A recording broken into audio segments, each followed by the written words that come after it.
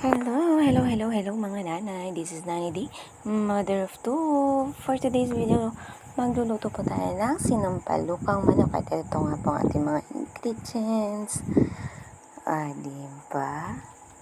At mag-umpisa na po tayo. So, buksan na nga po ay ilagay ang ating kawali. Pagka ito po ay uminit na, lagyan naman natin ng mantika.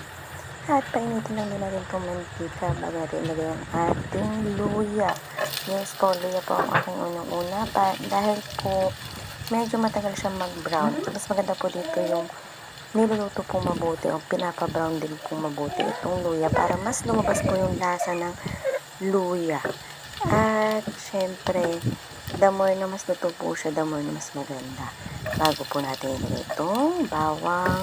Ayan, pag ganyan na po yung luya, lagyan natin yung bawang para sabay silang mag-brown. Ayan, then after nating halo-halo, lagyan na rin po natin yung ating sibuyas, mga nanay. Ayan. So, dito po halo-halo lang natin hanggang sa maghiwa-hiwalay lang yung ating mga sibuyas sa bawat isa. At after naman, ayan, pag ganyan na yung ating sibuyas, bawang at luya, pwede natin ilagay pa yung ating mga manok. Ayan. So, yes po, isinasama ko po ito sa pag-igisa. At ito po, isasangkot natin to ng mabuti. Talagang papa-brown din natin yung mga manok na yun bago natin ilagay ng sabaw. Ayan. So, ayusin natin ito. At konting tak-tak, tapos takip agad. Ayan. At pagkatapos na po ng ilang minuto, ito na nga ito ay ating hahaluin ulit para yung kabilang side naman yung ating maluluto. So, dito po siguraduhin natin sa pagigisa pa lang, maluluto na ng mabuti yung ating manok. Diba? Mas lalabas yung lasa ng manok natin. So, takpan lang natin siya dyan natin ng minuto ulit. Ito na. Ayan na, nagsabaw-sabaw na siya, So, medyo papatuyuan pa natin yan, mga nanay. Kasi gusto natin dyan medyo mas magisa pa yung ating manok. Pero bago yan, lalagyan natin yung ating patis para nga po mas manuot pa yung lasa ng ating niluluto na manok. Ayan, mas maganda po kasi isinasama po sa pagigisa yung ating patis kesa po yung may sabaw na bago lagyan ng patis. Ayan. So, makikita nyo dito nagba-brown na nga yung ating manok. Ayan, ganyan yung gusto natin mangyayari sa manok natin. Lutong-luto na yan, mga nanay. Malambot na yan. Pwede na ninyong pangalin. Pero, ito, ilalagay natin yung usbo ng sampalok. At, hindi po natin agad ilalagay dyan yung sabaw. Ito ay ating hahalo-haluin at igigisa muna natin. Iluluto natin yung manok pa ulit doon sa mismong dahon ng usbong ng sampalok. Ayan. So, ayan na nga. Diba? Halatang lutong-luto na rin yung ating usbong ng sampalok. So, habang ginigisa, ayan nga po. So, konting takip pa ng kaunti at taktak din ng ating sandok. Ayan. Para nga, sabi na, ubos ang ating niluluto pagka daw tinataktak yung sandok dun sa kawali, sabi ng iba. Ayan. So, ito na nga po. Ito na ang ating ginigisa. Ayan, diba nakakatakam na dyan pa lang. Alam na alam mong gisadong-gisado ang ating sinampalukang manok.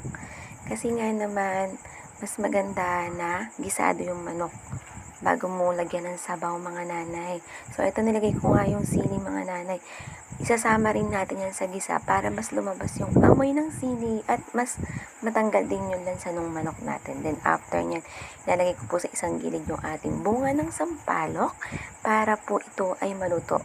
Ayan, kasi yan, tatanggalin din natin yung mga nanay. Kukunin lang natin din yung pinakakatas niya.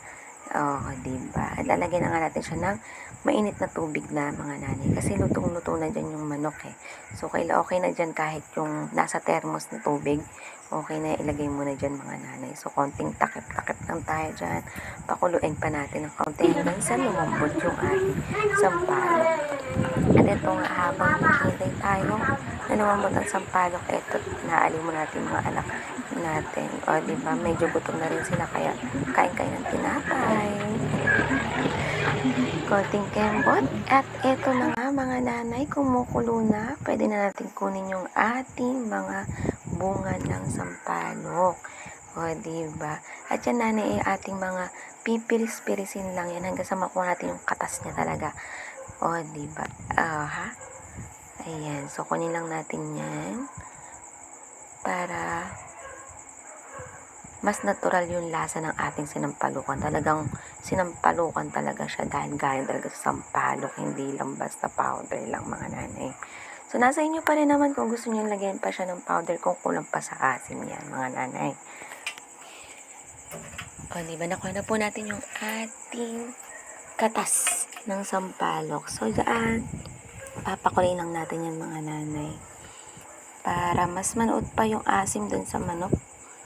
Diba? Lagyan natin siyang pampalasa. Konting betchin, mga nanay. Konting-konti lang. Saka asin, tas takpan na natin yan. At, voila! Ito na nga, mga nanay, ang ating sinampalukang manok. Dahil sinangkot siya natin mabuti, mga nanay, ang ating sinampalukang manok, may kita nyo na hindi malinaw yung tubig ko, yung sabaw ng ating manok, ating sinampalukan. Halatang halata talaga, iginisa mo siya talaga ng maayos. Ayan, ako po gusto ko ganyan. O, kita nyo yung manok, halatang malambot na talaga siya. Ayan. So, ito na po ang ating sinampalukang manok. At, diba? Kakain na si Bunso.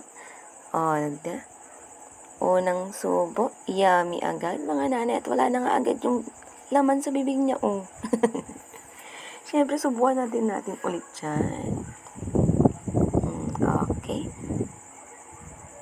Sarap, diba?